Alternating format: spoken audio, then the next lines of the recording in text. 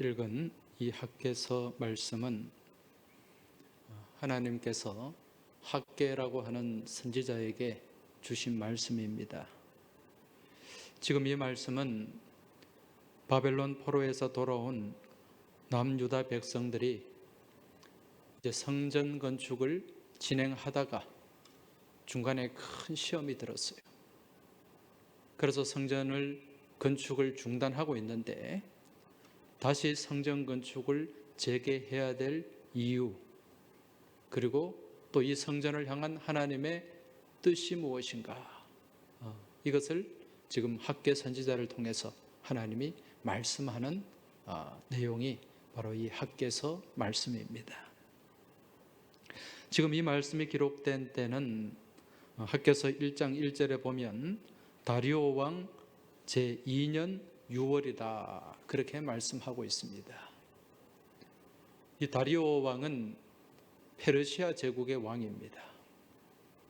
이 다리오 왕이 즉위했을 때가 주전 521년인데 다리오 왕 2년이라고 하니까 그 이듬해 520년쯤 되는 해입니다. 이때 우리나라는 고조선이었고 중국에는 이제 노나라라고 하는 나라, 거기에 유명한 인물이 있는데 공자가 그 즈음에 태어났습니다. 여러분도 잘 아시다시피 이 남유다가 바벨론에 망한 때, 그때가 언제입니까? 주전 586년이죠. 그 이후 이들은 포로로 잡혀가서 70년간 포로 생활을 하는데, 이 포로 생활을 끝내고 난 뒤에 이제 다시 남유다로 귀환을 하게 됩니다. 그 포로 생활이 어떻게 해서 끝나게 되었죠? 바로 바벨론 제국을 무너뜨린 페르시아 제국 고레스라고 하는 왕에 의해서 이루어진 사건입니다. 이 고레스 왕, 세계 역사에는 키루스라고 나옵니다. 키루스 2세인데 이 고레스가 이 페르시아 제국을 굉장하게 부흥을 시켰어요. 그래서 그 힘을 가지고 결국 바벨론 제국을 무너뜨리게 되는데 그때가 주전 539년입니다. 이처럼 바벨론을 무너뜨린 이 고레스 왕은 이제 이전의 바벨론 제국과는 완전히 다른 정책을 펼쳤습니다.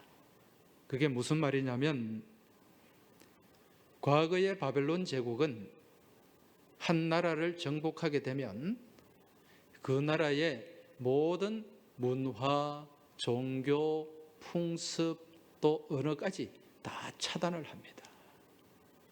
그리고 다 바벨론 제국에 이 복속을 시키기 위해서 바벨론 제국 문화에 다 끌어들였다는 거죠.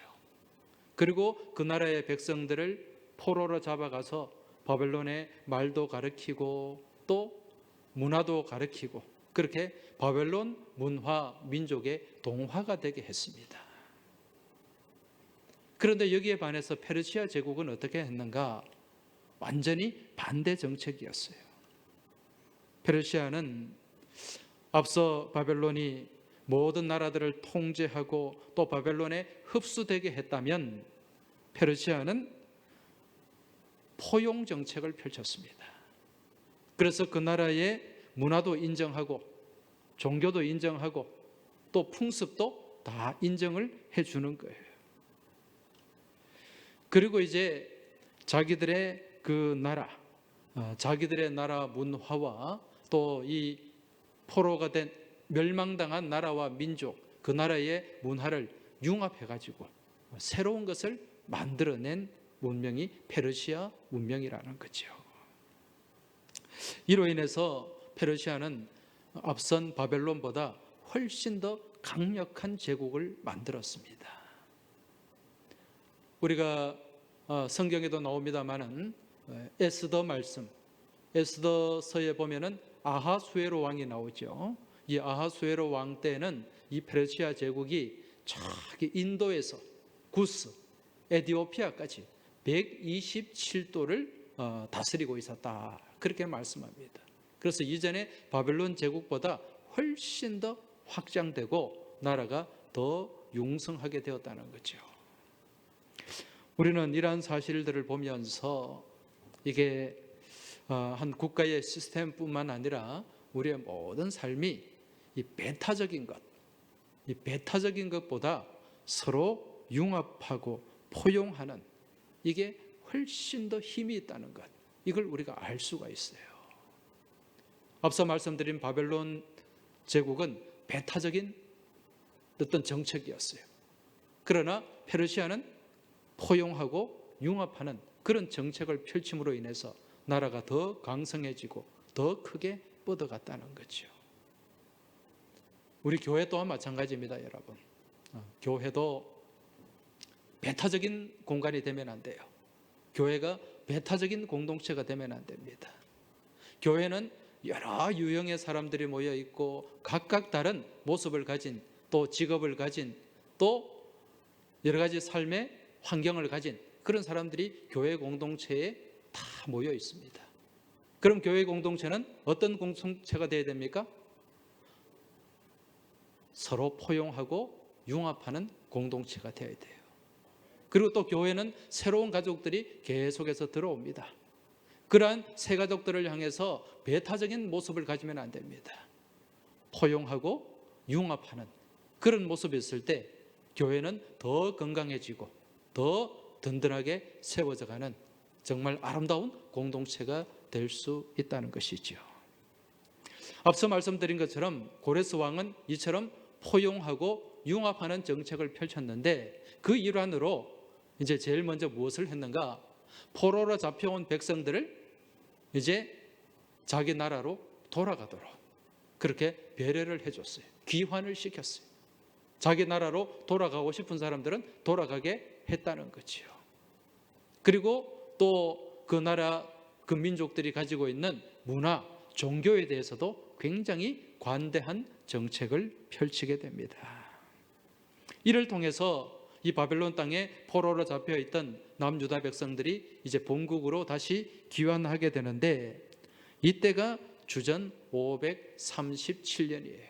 앞서 말씀드린 주전 539년에 바벨론이 멸망하고 그 2년 뒤쯤에 이제 포로 귀환이 이루어졌다는 거죠. 자, 제가 이렇게 말씀을 드리면 이 머리에 좀 수학, 계산이 빠른 분들은 이거 뭐가 안 맞는데 그렇게 생각하는 분이 있을 수가 있습니다. 무슨 얘기인가? 남유다가 바벨론 제국에 몇 년에 망했다 그랬죠? 주전 586년에 망했다 그랬어요. 그런데 포로로 고레스 왕이 포로 귀환을 명령한 때는 언제라고요? 주전 537년. 이 계산을 해보면은 우리가 바벨론 포로가 몇 년이라 그랬습니까? 70년이라 그랬잖아요. 이게 뭐가 안 맞죠? 계산 빠른 분은 목사님 보니까 49년밖에 안 되는데요. 그렇게 계산적으로 사시지 마시기 바랍니다. 여러분, 이 바벨론 포로를 계산할 때는요, 이 남유다가 완전히 멸망한 주전 586년부터 계산하는 게 아니에요. 바벨론의 1차 침공부터 계산을 합니다. 바벨론이 모두 남유다를 몇 번 침공했다 그랬죠? 3번 침공했죠. 그 첫 번째 침공이 주전 605년이에요. 그때부터 이제 침공해서 포로로 잡아가기 시작했습니다.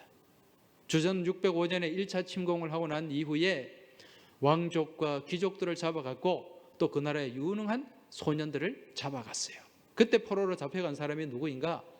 다니엘과 세 친구.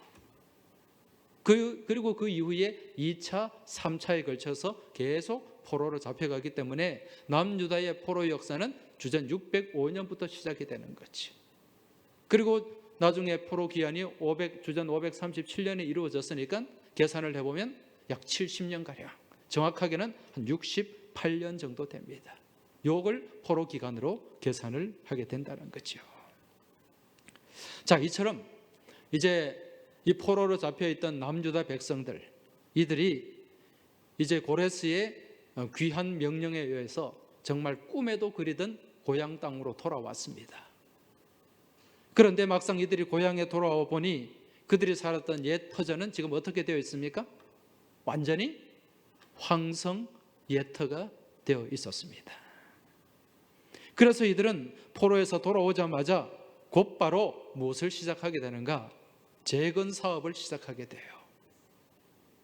그때 무엇부터 재건을 하게 됩니까?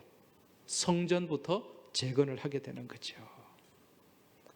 정말 이 포로로 돌아왔을 때는 그 포로 생활, 그 억눌렸던 그 삶 가운데서 고향에 돌아왔으니 얼마나 기뻤겠습니까? 얼마나 감사하며 또 얼마나 의욕에 넘쳤겠습니까? 그러한 힘을 가지고 이제 돌아온 백성들이 성전 재건을 시작을 했단 말입니다. 그때 이 성전을 재건하기 위해서 그 기초석을 놓았을 때 거기에 있던 이 남유다 백성들이요, 너무 감격에 겨워가지고 대성통곡을 했다. 그리고 또 어떤 사람은 너무 기뻐가지고 막 소리를 지르면서 함성을 내뱉었다. 그렇게 성경에 말씀하고 있어요. 그게 어디에 나오는가? 에스라 3장 13절 말씀에 나옵니다. 제가 말씀을 읽어드리겠습니다. 백성이 크게 외치는 소리가 멀리 들리므로 즐거이 부르는 소리와 통곡하는 소리를 백성들이 분간하지 못하였더라. 무슨 말입니까? 지금 막 백성들이 함성을 질러요. 여기에 막 즐거워서 막 그렇게 소리를 지르고 대성통곡하는, 또 너무 기뻐가지고 대성통곡하는 그런 소리가 막 뒤섞여가지고 무슨 소리인지 분간이 안 될 정도로 그렇게 그 당시에 분위기가 정말 들떠 있었다는 것입니다. 이제 이처럼 은혜롭게 시작된 성전 건축, 이 성전 건축 정말 의욕적으로 시작을 했는데 이게 순조로웠습니까? 순조롭지가 않았어요. 어떤 일이 있었는가? 지금 바벨론에서 포로로 잡혀있던 사람들이 돌아와서 이제 성전 건축을 한다는 이 소문이 그 땅 남아있던 사람들, 여러분, 남유다 백성들이 망했을 때 다 포로로 잡혀간 건 아니었죠. 그 땅에 남아있는 사람들이 있었어요. 이 사람들이 그 소문을 듣고 우리도 성전 건축하는데 동참하게 해달라. 우리도 유다 백성이지 않느냐. 우리도 참여하게 해달라. 그렇게 강하게 요청을 하게 됩니다. 그리고 또 저 위쪽에 있던 사마리아 사람들, 여러분, 사마리아 사람들은 지금 어떤 상태입니까? 아수르한테 북이스라엘이 망하고 난 뒤에 완전히 혼혈 잡족이 되었죠. 이 사람들도 우리도 거기에 좀 참여하고 싶다. 지금 이 사람 저 사람 같이 막 다 여기 함께 성전 건축에 같이 동참하려고 하는 거예요. 그런데 남유다 사람들이 볼 때 어떻습니까? 지금 이 땅에 남아있는 사람들은 어떤 사람들이에요? 완전히 이방 문화에 동화가 된 사람들이에요. 그리고 그 중에는 상당수가 혼혈이 되었어요. 그리고 말씀드린 것처럼 위쪽에 있는 사마리아 사람들은 아예 이제 혼혈 잡족이 되어가지고 남유다의 그 혈통, 정체성 다 잃어버렸어요. 남아있던 사람들도 마찬가지입니다. 지금 이들과 같이 협력할 수가 없는 거예요. 누구의 입장에서는? 돌아온 남유다 백성들의 입장에서는. 그래서 안 된다. 너희들과 같이 할 수 없다. 하나님의 거룩한 성전을 짓는데 어떻게 그렇게 이방 문화에 매몰되고 동화되고 그리고 혼혈로 그냥 피가 섞여버린 너희들과 같이 함께 할 수 있겠느냐? 완강하게 거절을 하게 됩니다. 여러분, 상황이 이렇게 되면은 이 사람들이 우리가 그렇구나 그렇게 수긍하고 가만히 물러갈까요? 그렇지 않습니다. 이제 이렇게 되면 무슨 일이 일어납니까? 방해 작업이 일어나게 되는 거죠. 지금 이 사람들이요, 아주 야비하게 그렇게 성전 재건, 성전 건축을 방해하게 됩니다. 어떤 방법으로? 당시 이 남유다 땅을 통치하던 그 관리들, 지금은 이제 페르시아 관리들이겠죠. 이 사람들에게 뇌물을 줘가지고 성전을 못 짓게 하는 거예요. 행정적으로 못 짓게 하는 거예요. 행정적으로. 그리고 또 어떻게 합니까? 이 페르시아 제국에 상소를 보냈어요. 상소를. 요때가 이제 이 왕이 바뀔 무렵입니다. 왕이 이제 아닥사스다 왕으로 이제 바뀌는 무렵인데, 지금 어떤 상소를 보냈냐면은 이 포로로 돌아온 백성들이 왕이 바뀌는 이 조금은 혼란한 틈을 타가지고 지금 반란을 도모하고 있습니다. 지금 성전을 지어가지고 저기서 막 하나로 뭉쳐가지고 이 사람들의 힘을 결집하려고 합니다. 그런 거짓 상소를 올린 거예요. 이걸 본 페르시아에서는 이거 안 되겠다. 그렇게 해서 성전 건축을 중단시키고 말았어요. 그게 몇 년 동안? 16년 동안 중단이 되고 말았습니다. 이제 오늘 우리가 읽은 학계 말씀은 지난 16년 전에 성전 건축을 한다고 해놓고서 지금 완전히 손을 놓아버린 이 남유다 백성들, 이들을 향해서 왜 성전 건축을 다시 해야 되는가, 여기에 대한 당위성 그리고 하나님의 뜻과 메시지를 지금 전하고 있어요. 그러면서 성전 건축을 이제 그 사명을 완수하도록 지금 이 학계 선지자가 말씀을 통해 이들을 일깨우고 격려하고 돕고 있다는 것입니다. 이게 학계 말씀의 주된 내용인데, 여러분 이 학계서가 모두 몇 장이죠? 학계서가 3장까지 있나요? 좀 성경이 다른 것 같은데, 학계서는 2장까지 있죠. 2장까지 있는데, 이게 이제 성전 건축에 대한 메시지가 전부예요. 그 학계, 이 당시에 또 같이 있었던 선지자가 스가랴, 두 선지자를 통해서 이 성전 재건을 계속 독려를 했다는 거죠. 자, 그런데 오늘 이 학계서 말씀 아마 2장이기 때문에 다 읽어보신 분들이 계실 텐데, 이 학계서 말씀을 읽으면은 계속해서 반복되는 단어가 나와요. 반복되는 말씀이 나와요. 제가 누차 자주 말씀드리죠. 성경에는 어떤 말씀을 우리가 중요하게 봐야 된다? 반복되는 말씀.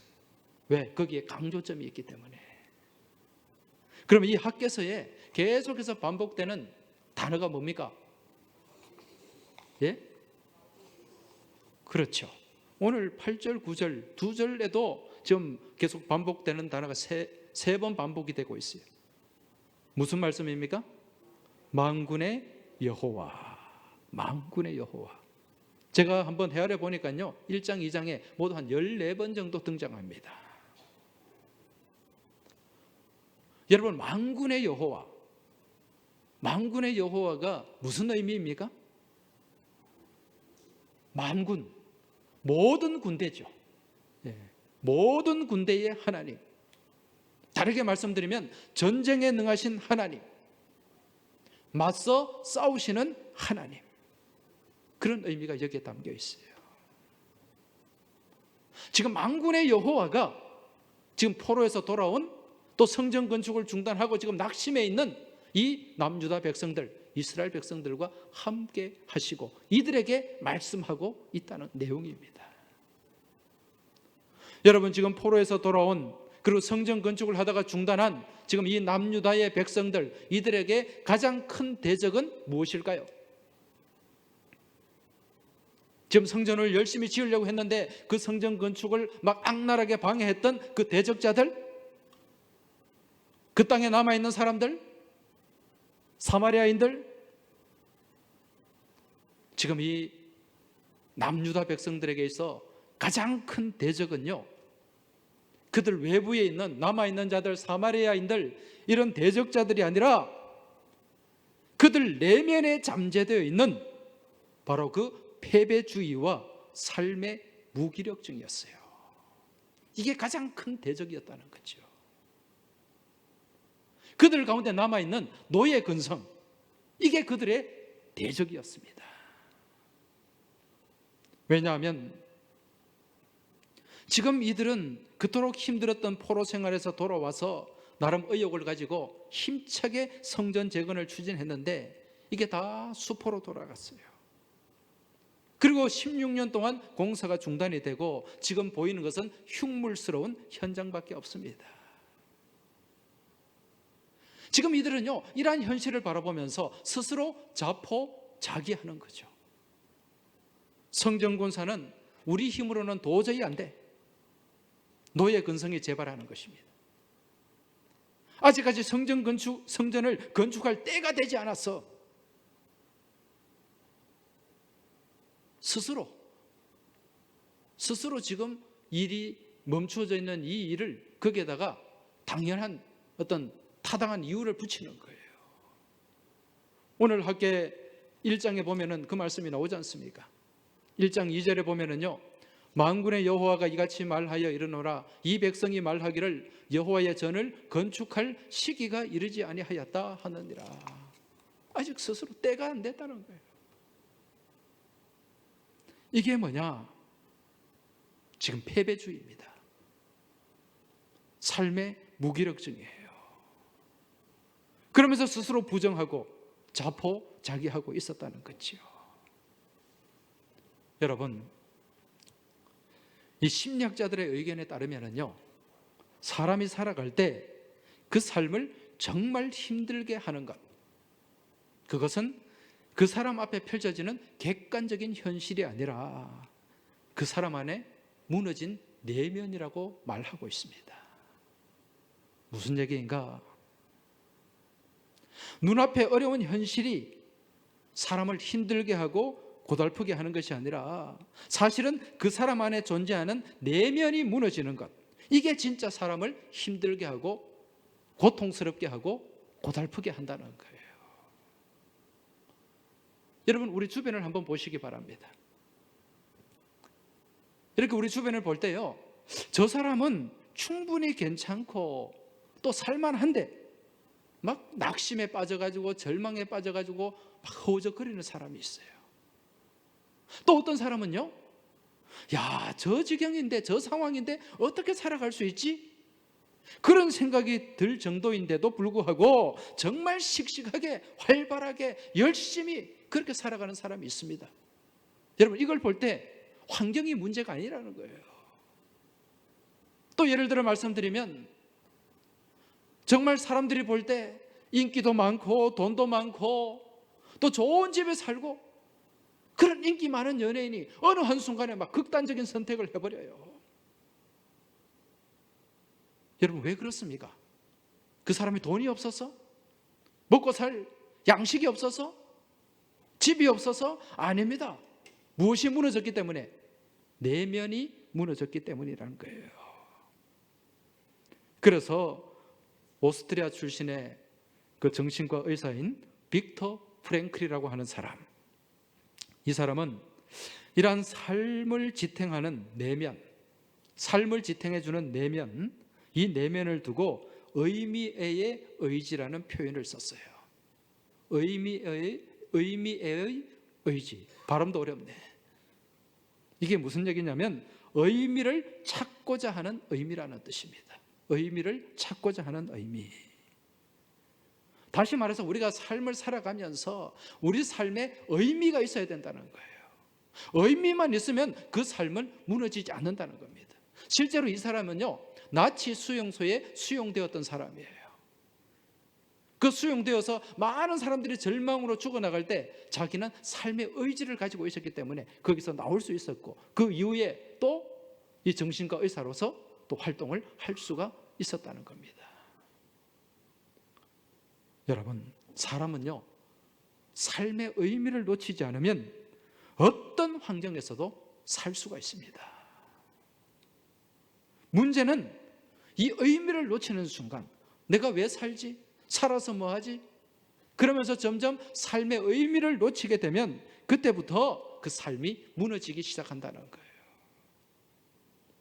따라서 우리의 삶이 건강해지기 위해서는요, 삶의 의미를 놓치지 말아야 됩니다.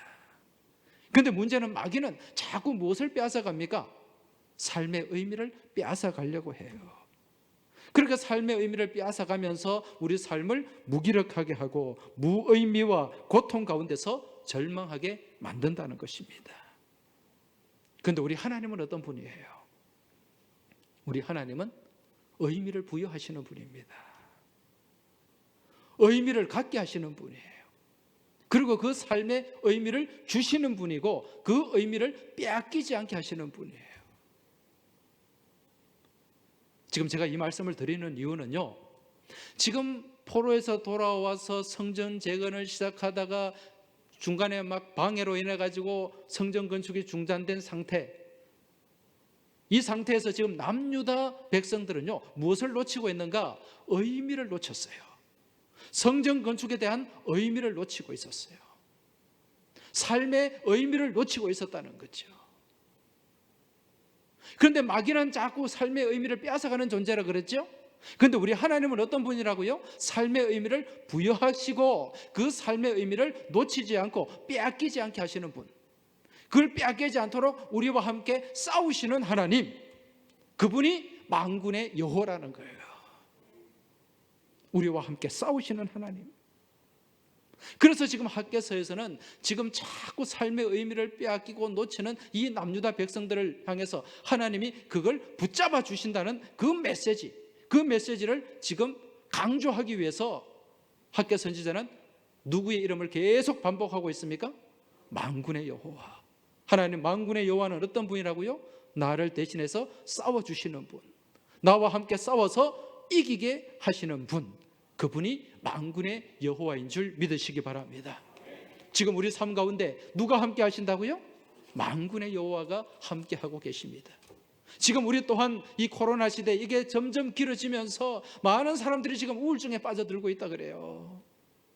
낙심하고 있고요, 삶의 의미를 놓치고 있습니다. 이러한 때에 우리와 함께 하시고 우리와 함께 싸우시는 분이 있는데 그분이 누구시라고요? 만군의 여호와. 만군의 여호와를 의지하시고 만군의 여호와를 바라보시고 만군의 여호와를 신뢰하며 나아가는 여러분과 저의 복된 삶이 되길 주의 이름으로 축원합니다. 지금 이 학개 선지자의 이 말씀을 통해서 지금 의미를 상실하고 있었던, 영적 무기력증에 매몰되어 있었던 남유다 백성들이 다시 이 말씀을 듣고 이 말씀 안에서 용기를 얻게 됩니다. 그래서 다시 무엇을 시작을 하게 된다? 성전 재건, 성전 건축을 다시 시작하게 되었고, 결국 그렇게 해서 성전을 아름답게 봉헌할 수 있었다는 것입니다. 이제 오늘 우리가 읽은 본문의 말씀은요, 짧은 2절의 말씀인데 이 말씀의 내용이 무엇인가? 바로 이 성전 건축을 통해서, 성전 봉헌을 통해서 주시는 하나님의 축복의 약속입니다. 오늘 9절 말씀 다시 한번 보시기 바랍니다. 이 성전의 나중 영광이 이전 영광보다 크리라. 만군의 여호와의 말이니라. 내가 이곳에 평강을 주리라. 만군의 여호와의 말이니라. 할렐루야. 하나님의 약속입니다. 먼저 무엇을 말씀합니까? 이 성전의 나중 영광이 이전 영광보다 크리라. 여러분, 이전의 영광, 이전의 성전이 있었어요. 그 성전이 무슨 성전입니까? 솔로몬 성전이죠. 이 솔로몬의 성전보다 지금 지어진 이 재건된 이 성전의 영광이 더 크다, 더 크다는 거예요. 지금 하나님이 왜 이 말씀을 하시는가? 지금 성전을 재건하는 가운데 성전이 지어지는데 이 성전이 이제 완공되어 가는 과정에 많은 사람들이 실망을 했어요. 왜 실망을 했을까요? 이전에 솔로몬 성전을 기억하는 사람들이 실망을 했어요. 왜? 이전에 솔로몬이 지었던 그 성전에 비교했을 때 지금 지어진 이 성전의 규모가 어떻다? 매우 작고 초라하다는 거예요. 그래서 사람들이 그 모습을 보고 낙심을 하고 또 계속해서 부정적인 말들을 퍼뜨립니다. 야, 우리가 짓는 성전, 과거의 솔로몬 성전에 비하면 이거 아무것도 아니야. 야, 이래 지어가지고 하나님이 기뻐하실까? 이래 지어가지고 하나님 영광이 될까? 이제 그런 생각과 그런 말들을 했다는 거죠. 아니 성전이 이렇게 규모가 작고 초라해서 어떻게 하겠노? 부정적인 마음들이, 부정적인 언어들이 많이 나타났습니다. 여러분, 이 부정적인 생각은 누가 주는 거죠? 하나님입니까? 마귀가 주는 것입니다. 마귀는요, 이처럼 부정적인 생각에 사로잡히게 해서 또 성전 건축의 의미를 상실하게 하고 또 영적 무기력증에 빠져들게 만들고 있다는 거죠. 그래서 하나님께서는 이 선지자 학개를 통해서 이 성전의 나중 영광이 이전 영광보다 더 클 것이다. 무슨 의미입니까? 하나님의 은혜는 성전의 규모에 있거나 웅장함에 있는 것이 아니라는 말씀이에요. 사람은 자꾸 눈에 보이는 것으로 판단하려고 해요. 여러분, 사람이 주로 보는 게 뭡니까? 겉모습이죠. 외모를 봅니다. 그러나 우리 하나님은 무엇을 보십니까? 중심을 보시는 분이에요. 하나님은 과거의 그 솔로몬의 웅장한 성전, 물론 그 성전도 기뻐하셨지만 지금 이 어렵고 힘든 상황 속에서 다시금 믿음의 용기를 가지고 지어낸 이 두 번째 성전, 이 성전을 통해서도 하나님은 크게 기뻐하신다. 그걸 지금 우리에게 말씀해 주고 있다는 거죠. 여러분, 우리가 이 성전을 건축하는 데 있어서 그렇게 순적하지가 않았습니다. 성전 건축하고요, 이제 막 기초를 놓고 막 올라가는데 이 코로나 바람이 확 불어오는 거라. 모든 여건이 지금 막 최악입니다. 우리가 이러한 상황 속에서 성전을 지었습니다. 할렐루야. 네. 그리고 정말 하나님 보시기 아름다운 이 성전을 지금 짓고 오늘 우리가 입당을 하게 되는데, 여러분, 오늘 주신 이 말씀이 바로 오늘 우리에게 주신 이 말씀인 줄로 믿습니다. 이 성전의 이전의 영광도 컸지만 이전의 영광보다 오늘 우리에게 주시는 그 영광이 더 큰 영광이요, 이 성전을 통해 하나님 더 큰 영광 받으실 줄로 믿습니다. 우리 교회가 이제 이 성전에 입당하면서요, 가져야 될 마음이 있습니다. 여러분, 우리가 정말 코로나 시대를 겪으면서 그렇게 어렵게 성전을 지었는데 성전이 잘 지어졌죠? 아름답게 지어졌죠? 왜 대답을 안 하십니까? 네, 정말 잘 지었어요. 근데 우리가 여기서 가져야 될 마음은요, 우리가 이 성전을 아름답게 지었다, 잘 지었다, 이 성전의 모양과 규모를 통해서 사람들 앞에서 드러내고 우쭐한 마음을 가지려고 해서는 안 된다는 것입니다. 우리가 이 성전을 바라보면서 늘 마음의 중심에 가져야 될 생각은 오직 하나님께만 영광인 줄로 믿으시기 바랍니다. 이 성전이 하나님께 영광 돌리는 도구가 되어야 돼요. 우리 스스로의 자랑거리가 되고 우리를 내세우는 도구가 되어서는 안 된다는 것이죠. 그리고 믿음의 초심을 잃지 않고 우리가 처음 성전 건축을 하고자 했던 본래의 취지와 의미를 잃어버리지 않고 우리가 이 성전을 통해서 최선을 다해 헌신하고 최선을 다해 전도하고 최선을 다해 봉사하며 나갈 때 이 성전의 나중 영광이 이전 영광보다 더 크게 빛나게 될 줄 믿습니다. 그리고 우리는 기도해야 될 줄로 믿습니다. 이 성전을 통해 하나님 영광 드러내는 일들이 이전보다 더 많아지도록 같이 기도해야 될 줄 믿습니다. 그래야 할 때 이 성전이 정말 하나님 귀하게 쓰시는 아름다운 도구가 되고 그러한 기도와 헌신을 통해 우리 하나님 큰 영광 받으실 줄 믿습니다. 이제 이처럼 우리가 이 성전을 통해 오직 하나님께만 영광을 드러낼 때 우리 하나님께서 주시는 약속이 있어요. 그 약속이 무엇입니까? 바로 내가 이곳에 무엇을 주리라? 평강을 주리라. 할렐루야. 어디에 평강을 주신다고요? 이곳에. 이곳이 어디입니까? 바로 성전입니다. 여러분, 우리 하나님은요, 성전을 정말 사랑하시는 분입니다. 왜 하나님이 성전을 사랑하실까요? 이 성전에서 누구와 만날 수 있기 때문에, 사랑하는 자녀들을 만날 수 있기 때문에, 그리고 그 사랑하는 자녀들을 통해 찬송받으시고 예배를 통해 영광을 받으시기 때문에 이 성전을 사모하시는 거예요. 그리고 하나님은 그러한 자녀, 찬송하는 자녀, 예배하는 자녀, 기도하는 자녀를 만나는 걸 하나님은 누구보다도 기뻐하시는 분인 줄 믿으시기 바랍니다. 그게 하나님의 기쁨이에요. 우리도 그렇지 않습니까? 멀리 나가 있는 자녀를 만날 때 기쁘지 않습니까? 멀리 나가 있던 자녀가 돌아와서 이렇게 같이 만나서 식사하고 하면 기쁘죠. 예전에 제가 부목사로 섬기던 교회에 안수 집사 한 분이 있었는데, 이분은요, 그 평소에는 남양주라고 하는 그 서울 교회에서는 좀 떨어져 있는 지역입니다. 거기 남양주에서 큰 작업실 조각가예요. 그래서 거기서 조각하면서 그렇게 지내시는데, 이분이 주일날 교회 오는 걸 너무너무 좋아하시는 거예요. 제가 볼 때 그분이 안수집사긴 하지만 그렇게 막 예배를 사모하고 막 기뻐하는 그런 뜨거운 믿음의 열정은 좀 별로 없는 것 같아요. 제가 그분을 무시하는 게 아니고, 그런데도 주일날 교회 오는 걸 너무너무 좋아하시더라니까요.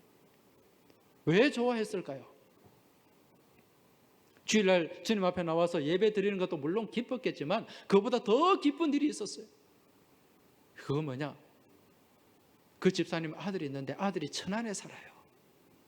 천안에서 회사 근무하는데 그 아들하고 자부하고 손자하고 주일마다 교회에서 서로 만나는 거예요. 그러니까 주일날 이 교회에 와가지고 그 자녀 만나는, 손자 보는 그 기쁨, 그게 너무너무 좋아서 주일만 기다리는 게, 주일만. 여러분, 이 마음은 누구나 같은 마음 아닐까요? 우리 사람의 마음도 그런데, 하나님이 직접 다듬으시고 만드시고 창조하신 하나님의 자녀, 하나님의 형상을 가진 그 자녀들이 이 성전에 모여서 하나님을 만나 예배드리고 찬양하고 기도하는 그 모습, 그 만남, 우리 하나님이 얼마나 기뻐하시겠습니까? 그래서 하나님은 이 성전에 무엇을 주기 원하신다고요? 복을 주기 원하신다는 겁니다. 평강을 주길 원하신다는 거예요. 오늘 이곳에, 내가 이곳에 평강을 주리라 말씀하시는데, 여러분, 이 평강이 뭡니까? 이 성경의 원문에 보면 샬롬이죠.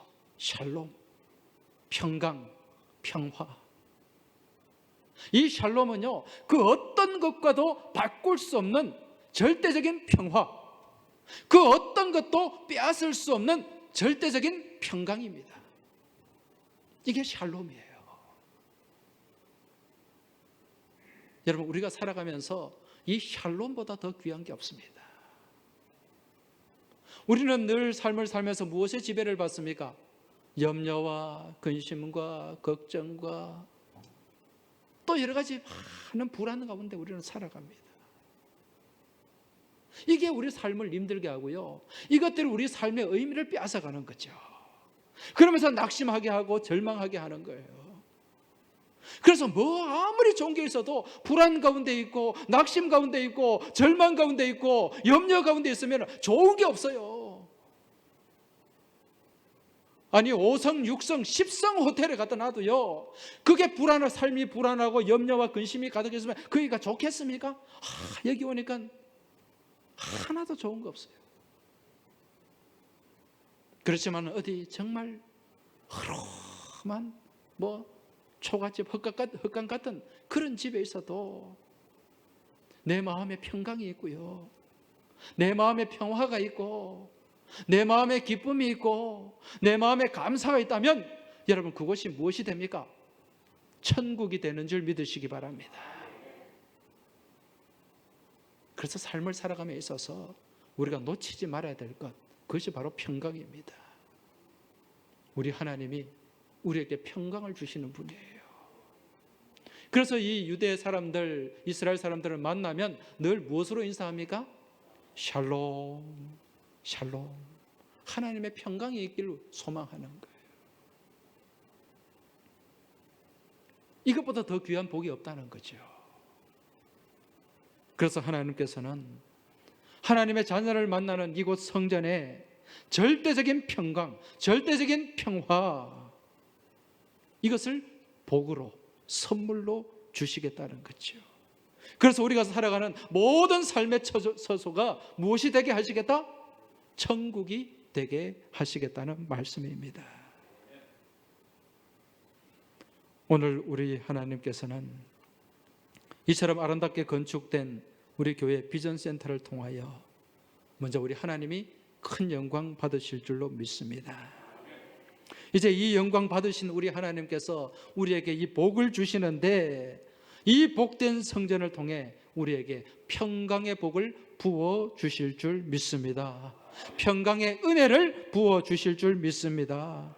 그래서 우리가 이 성전에 나와서 하나님을 예배하고 찬양하고 기도할 때마다 우리 하나님은 이곳에 임재하셔서 우리를 만나 주시고, 또 우리를 지배하고 우리 가운데서 삶을 약탈하고자 하는 모든 마귀의 악한 권세와 관계를 무너뜨리시고 우리 안에 절대적인 평화를 허락해 주실 줄로 믿습니다.